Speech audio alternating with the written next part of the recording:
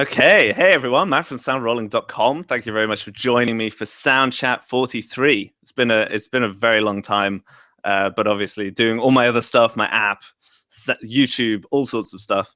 But bumped into Micah, who's obviously on the other line, and and yeah, he found me through one of the videos, and then I just thought that we'd just restart with the conversation with that. So Micah's generally doing dialogue editing as well as a myriad of other things like re-recording, mixing, and even some ADR mixing as well, from what I can see. So how's it going, Micah? Good. How about yourself, Matt? Not too bad, not too bad. So firstly, Micah Loken, what an amazing name. And there's got to be a backstory to that. Yeah, actually, my parents had a group of people just name me. It was kind of random.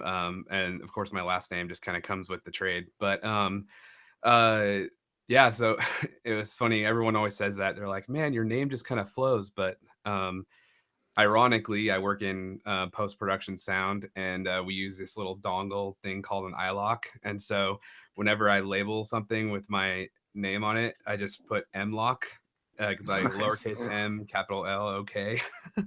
So that's my first initial and last three letters of my last name. So There you go. so I'm M-Lock. M-Log, amazing. M audio, M-Log, it all works together. That's fantastic. So give me a bit more context just on kind of what projects you're working on. I know obviously you've done bits on Homeland from the video that we kind of got in touch. And it's right in saying that you're mainly doing kind of dialogue editing. Yeah, just give me a bit of backstory to that. That'd be great. Yeah, I mean, I started out long time ago, just in live sound. Did a bunch of recording, and I've always been one of those kids growing up that had like the Talk Boys and whatever recording device. There was an intercom system in our house that I always played with. So I was always into electronics and sound and audio. I was very an auditory listener, or I'm sorry, an auditory learner, and so yeah, just throughout the years, I was doing tons of live sound, worked in theaters, performing arts venues, started did a couple tours with a couple different bands, um, and ultimately I fell in love with film at a young age, but I didn't really realize at the time, which is funny being a sound person, how much went into filmmaking and films and TV. And so I just started diving into it. I got Pro Tools at about like 16 years old and just started like dabbling around. But yeah, so over time, my story's not like too great or anything, but over time, I just kind of got myself into the film industry, started working on low budget features, indie kind of stuff, and just over time, kind of found myself getting more and more contracts with different sound supervisors, and it kind of led me into today. So yeah, here I am, a dialogue Fantastic. editor. For the most part, I've done ADR, like you said, recording and mixing, and I've also done some re-recording mixing for a couple of TV shows. So yeah. And there's obviously a few other places that you can go into, such as doing like sound effects or Foley or that other thing. So what kind of drew you to the dialogue editing aspect? Because it's obviously very intensive, especially with any show. I mean, dialogue is kind of obviously the main kind of staple that everything else is built around. So what kind of drew you to that? Yeah, I think that is what draw me to it. Actually, what you just said, it's the staple. It is so important to the story. It's so important to the viewer and to the listener to be able to know and comprehend what the actor is saying. Dialogue is key. Obviously, the only time that it's not key is when there's a music moment or crazy sound effects moment or a silent film, for example. But for the most part, dialogue is going to take precedent um, over the top of anything else sound related in a movie or a TV show. So that's what turns me on to it. And so over the years, I actually was a performance major in college originally, and then I went into film and TV. But I have an extensive background of acting and voice performance, things like that. So to me, dialogue just kind of comes naturally with my upbringing. So that's Wow, that's fantastic. That's so in depth, and then obviously spending all that time doing kind of live sound as well, not just bands, but obviously you're listening to uh, the the voice as well. I'm trying to think if is there been any kind of examples, direct examples, where having that kind of acting kind of, I guess, just more acting knowledge has helped you in terms of a post production kind of clinical setting. Yeah, I mean, I think you know, you're always trying to you're always trying to see the director's vision. You're always trying to see the vision of the director, producers, and even you're trying to sustain the life of the actor's performance. And so, I think the biggest kind of I guess edge that I have, or knowledge that I've gained from being on a little bit of both sides. I mean, I've never actually acted in front of a camera before, but so don't get me wrong, I'm no actor. But with that in mind, I can kind of see the way that they're performing. I can feel their performance, and then the biggest thing on a technical note would be the the inflection, going from the start of the phrase of their sentence down to the last bit of their sentence, and making sure that the inflection of the voice stays consistent throughout the line, because sometimes you have to use take one and take two and splice those two lines together, and you have to make sure that their inflections work and that it'll be believable to the audience. And that's a very technical, you know, reason to have a dialogue editor, to need a dialogue editor, is that sometimes things happen out in production that can nobody has control over. And if you have a period piece, and the classic example is the plane flying overhead, and you have a period piece and you can't use it because there was no planes at that moment, so you have to kind of use different lines, alternate takes, and sometimes directors or producers are very married to a specific reading of the line that the actor did out on set, and so you have to try to help them with that, and make take one and take two sound the same. So that's a little bit what I've brought into the table in terms of dialogue. And that must really help in terms of obviously ADR performances as well, because again, that kind of being either a last resort or kind of, I guess, necessity to kind of stitch the narrative together.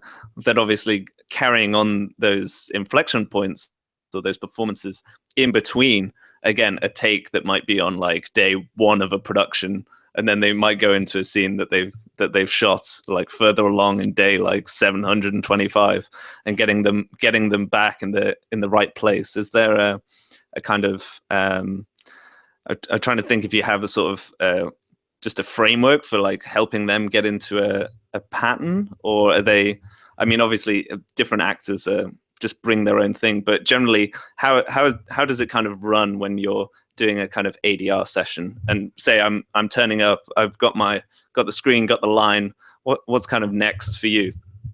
I think it's just and I sorry to sound so basic, but it's totally dependent on the circumstance. Every single situation is going to be different. I mean, sometimes you'll have an actor who is very scared of I shouldn't say scared. I should say intimidated by being in a quiet, soundproof studio, with nothing else going on around them and all eyeballs on them, with a big couple microphones in front of their face, and that's intimidating to some.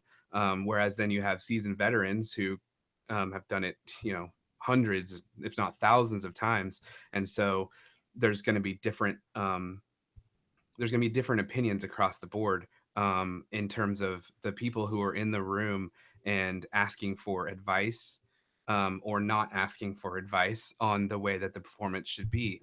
Um, and in the situations where there is a need on the ADR stage to kind of clarify some of the inflections, or maybe missing out on a couple of words, or saying a word differently the way that they performed it in production, it's kind of your job in the ADR stage to make sure that you are, again, carrying out the will of the director and producers, and also making the actor look good. And that's always the goal, is to just make sure that at the end of the day, it's all going to work and it's going to be believable. Um, and like you said, ADR is kind of sometimes a necessity.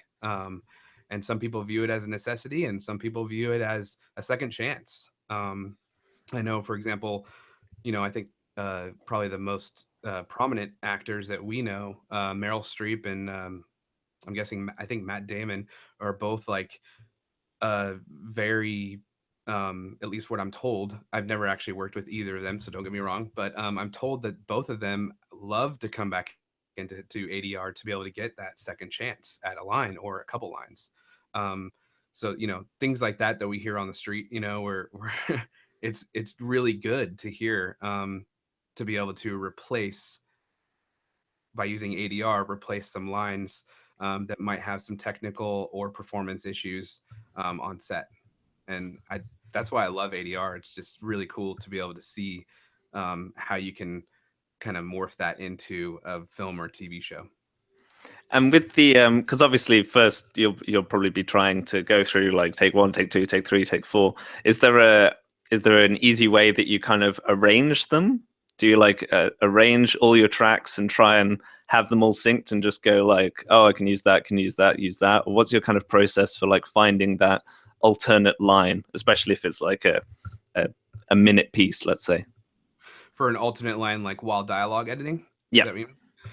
While dialogue editing, if you have all of the different takes that they're using in one scene side by side, oftentimes if you get a long enough, what's called handle, a long enough um, uh, outside, the context of the line that you're using, if you can pull out in Pro Tools, you can just pull those regions or clips, now they're called, out.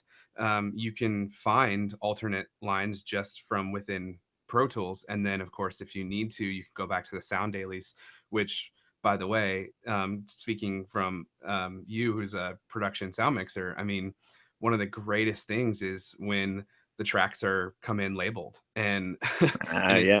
like it's the biggest help, to be able to just utilize, um, basically we know, like, take 26E2, we know that that's the lifeblood of production sound, and being able to go back into the sound rolls of the dailies and just be able to go, okay, well, I just need to find all of take 26E, 1, 2, 3, 4, and 5, and bring it into Pro Tools, and then be able to listen to each individual option and pick the best one, or an alternate for that matter. Um, and yeah, that's how I would do it. And then, in terms of just obviously you have that metadata, the scene and take. Is it useful? Do you ever go to like the sound reports? Do you ever look at trying to get track lines, or just explain what other metadata is really useful for from on set to your studio? Yeah, metadata, I mean, super important, obviously. I think we all can probably agree upon that. But then, yeah, going to the sound reports, I mean, if it comes down to it and there's a need for, oh, we need to get ADR here because the producer, or the director, or someone, even the actor sometimes might request that we do ADR. Then we go in, and in some cases, depending on time, we can find all of the different alternate options of what was performed on set and try to use those first. And so the sound reports will really like show us really quickly all of the options that we have to pick from in the pool, and we can just bring all those in. So yeah, the sound reports are um, very important, especially for assistant editors to be able to find. And just describing a bit more about your department, I guess, because you'll be part of a bigger team on a bigger show, obviously, and there'll be like multiple dialogue editors, multiple assistants, for instance. How does all the work kind of get dished out, or are you like given a scene? What's your kind of how does your department kind of run itself? It totally varies. It varies from studio to studio. But I would say by and large, if you can, be given like a 10-minute interval, or you be given a whole episode to be able to just work through it. It all is completely dependent on how much time is left before we need to get it into the next guy's hands, the dialogue mixer or the re-recording mixers. How long do we have? And so the supervising sound editor then will kind of, dish out. um, it's totally dependent on how much time we have left in the project. So I could, do 10 minutes of a show, or I could do an entire episode. Um, just totally depending on time. And do you find that dialogue editors, like, do you have a style, as it were, or because obviously the common goal is exactly the same, but I'm just wondering if you are getting, because of time, a few people are getting 10 minutes here and there just to get an episode out onto the next stage. Um, how that's kind of how the whole thing is being kind of assessed, and kind of the kind of quality control aspect, I guess, for lack of a better term, is kind of kept in play. Is that a supervising sound editor's role? Is that your Yeah, role, exactly. or how does Yeah, that work? the supervising sound editor, or in the case of a big feature, would be a dialogue supervisor. Um, their job, is to gather all of the elements, and if they for some reason had, a 50-minute episode of a TV show or something, and they just so happened and needed like tomorrow, then they would like hire 5 dialogue editors to do 10 minutes each, or something. And Yeah, so then the supervisor would then give it his or her own pass to right. be able to maintain that consistency throughout the show. Um, and they would just that would be like the quality control side of the project. So Okay, and obviously room tone is like very essential. We've got, while we're still live at the moment, we've had a question. What's the best way to approach a center track in terms of filling in the noise profile? Do you use room tone in a separate track, or do you fade in and out bits of the quiet parts between dialogue? So I guess they mean, are you trying to, when you have your track and you have, let's say it's from the same take, do you just fill in, or do you use a separate room tone track? And are you using such like tools like RX5 to like noise print room tone, or what's your kind of process for kind of filling in the gaps? yeah, I mean, the the funniest thing is when you go back to the beginning of the take, if you're close enough to the start of the take, after the clapper, after everyone's quiet on set, and the director goes, and that pause right there is perfect room tone. And then he or she says action. And so that little room tone piece right there can be very helpful um, to utilize throughout that take. Now, as you get further on in the scene, I mean, we're recording in real life. So, if cars drive by, the car is not a consistent sound. It's a, uh, it's there, and it might be able to be covered up later by sound effects, but we have to try to find another car by to try to make it work with the line. If the line just gets cut off and you hear this like you have to finish the car to go and drive away, right? So in terms of room tone, it totally varies on how much I need in terms of room tone while I'm editing it. If there's a really loud, they, like you said, they shot actor A on Monday, day one, and Yeah, then they went back later and shot actors B and C who were supposed to be in the same scene on day 17.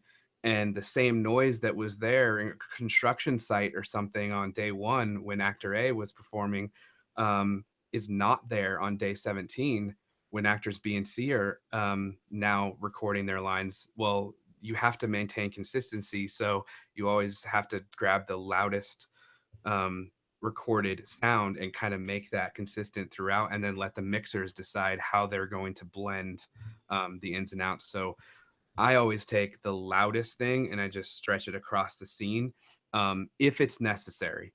However, you can just place room tone in the front and back of the region or clip in Pro Tools. Um, and let and just have a nice fade out so that the mixers can decide later how they want to bring it in and out on the stage, on the sound stage. So as a dialogue editor, we're really assisting the mixer. At the end of the day, we're helping his or her life be better on the re-recording stage, and as much room tone and fade out as we can give them, the better, in my opinion. And in terms of your template, I guess, or what you're kind of generally working to, in terms of just that organization of having all those different voices. Say you have like a five-hander, five separate actors speaking to shots, or you're trying to put each actor on each track, or what's your kind of layout for your dialogue session? Well, I'd say the first thing that I look at is um, the scene number, letter, and take number, and I can assess if it's the same actor, and I'm going to use, let's say, their radio mic, their lav microphone, um, and I want to use that throughout the scene, and it's pretty consistent throughout. I can be pretty safe to put that actor's radio mic on one track throughout that scene. Now there might be some fluctuations, so I might need to move it up and down. But that, as a general rule of thumb, my layout is usually I leave the booms up on the first 3 or 4 tracks, and then the lavs down on the bottom 4 or 5 tracks, depending on how the scene needs to go. Um, so I like to stay consistent with that, so the mixers who work with my work will know um, if they're ever looking at the top tracks, they're on boom, and they don't need to constantly be reading the regions. They just know the top 4 tracks are boom.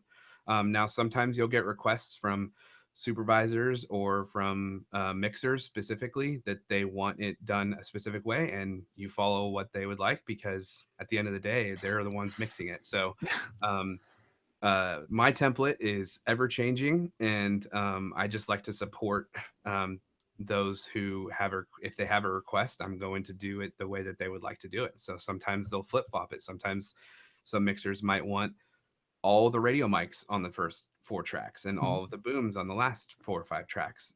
So it very much depends on who you're working with, and I would say that that's actually a really good thing to note is we're all working together, and in this industry, we're all supporting each other, and I think that's the first thing that you could do as an editor, as sound effects, dialogue, foley, anything, is to make sure that the people that you communicate with, whoever it is that's above you, and your supervisor, your mixer, whoever, and just make sure that you're doing it the way that they are going to be able to work with.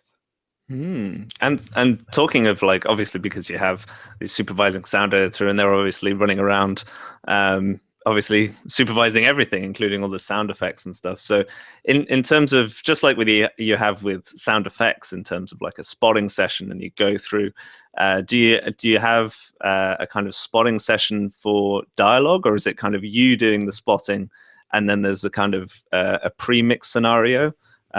Again, this will vary for, if you give me an example for maybe a film compared to a TV show, that'd be amazing. Yeah, I would say it totally varies on time and budget. Um, if you're if you're a dialogue editor, most of the time I would say you're probably not going to be going to um, the spotting session, and it's just the nature of TV. I would say for film, it totally varies. There's times where, as a assistant, I went in and just assisted the mixer or the supervising sound editor, not the mixer. I'm sorry, the supervising sound editor for the spotting session, and I, would just write notes for him. Right. And actually, my opinion is, as an assistant, like, if you can go to those and be taking notes, then that makes you a better editor at the end of the day.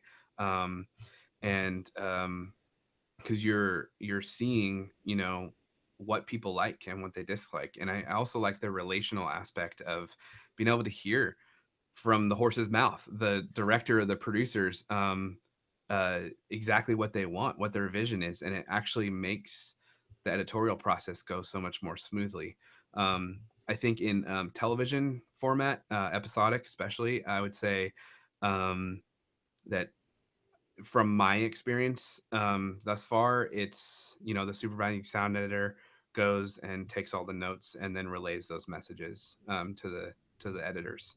Um, and then in film, I think it could go either way. Dialogue editors could be requested on the during the spotting sessions, specifically, especially for the really big tier budget shows. I would say that, again, that's a budgetary and time kind of a question. And a lot of us don't have very much of it. So, Yeah. so oftentimes we're working on a project while someone else is in a spotting session for the next project, just Right. keeping the ball rolling. Amazing. Yeah, definitely time, if not budget, is always seems to be less. But so with so you don't have a spotting session, you're kind of given your section of things, but obviously there's effects and Foley coming in as well. So is there any point where you're given a rough like temp mix of the effects that are going to be in as well, or are you literally just you cut the dialogue so it's just smooth and consistent all the way through, and then you let the mixers kind of deal with the levels and other considerations like that? Yeah, I would say it again. It depends on the supervising sound editor, what they hope for you to do, and they'll definitely express that to you. And then also the mixer. Some mixers will be very specific and say, "Do not gain, do not, just do what you can to make it as smooth as possible." I think what I've learned is if if I can make it to where I can have the show play from front to back and sound good consistently, as to the best of my ability, um, and have it represent the TV show or the film in its truest form in terms of dialogue is concerned, um, and there's no holes or dead spots or anything like that, unless of course the show calls for it. Um, then then I think I've just about done the job to the best of my ability, so that the mixer could use that and be able to make decisions like, no, I don't want that. I'm it's great to see like mixers mute stuff, because that means I'm giving them probably too much maybe sometimes, but at the same time I'm getting them options. um, I would say that there is a level of when you could be giving too many options, because based off of time, a lot of times there is not enough of it to be able to be making decisions, a ton of decisions. So um, just having a consistent flow from front to back of the show, being able to watch it down at the very end and saying, yeah, that kind of looks like a show. There's probably some things I do differently, but I don't have that much time left. So I'm just going to make a couple tweaks and send it off. But I just watched the show from front to back and it sounds fairly consistent. And I think that that would, in my opinion, be um, for the most part a good dialogue edit. But we all have something that we would always fix at the Oh end yeah. of our edit. Oh yeah, definitely. No, films would never get made if there was an infinite budget and time, I'm sure. Yeah. And with PFX tracks like production sound effects, are they all going on a separate thing? So because you obviously don't know what's kind of going to be replaced or enhanced or everything, are you always trying to separate those out? And what happens if there is a sound effect that's kind of over the top of some dialogue? Is that just naturally replaced, or is it sometimes left in um, because it kind of fits with the scene? Or Yeah, I would say the signal to noise ratio is probably the most important thing to consider. And by that, you can think of that in terms of room tone, but you can also think of that in terms of if you have a really loud refrigerator going on in the background, that would just be like a tone that is probably fairly consistent throughout the whole line. And that would be a call for denoising um, on the part of the dialogue editor. Sometimes if the mixer or the supervising sound editor requests you to do some denoising, if you can, um, but always saving the original just in case. I would say that in terms of like a loud sound, like someone's in the middle of a line and they slam a car door, it's very that's a very common one. um, and some actors will they'll slam the door and then continue on their line, but some actors might talk through that slamming of the door, and oftentimes the microphone will pick up the door louder than the dialogue, and so you have to attenuate that noise. And so of course we use tools to obviously be able to do that, to just try to find that noise and just get it out as much as possible. Sometimes it's not possible, but you do the best you can. And then of course the hard sound effects uh, hard effects editor will put in a car door sound as well, so the mixer can choose to bring that up and down and blend it with the dialogue. So I think the most consistent thing as a dialogue editor, again, that we can do is make sure that the dialogue is key.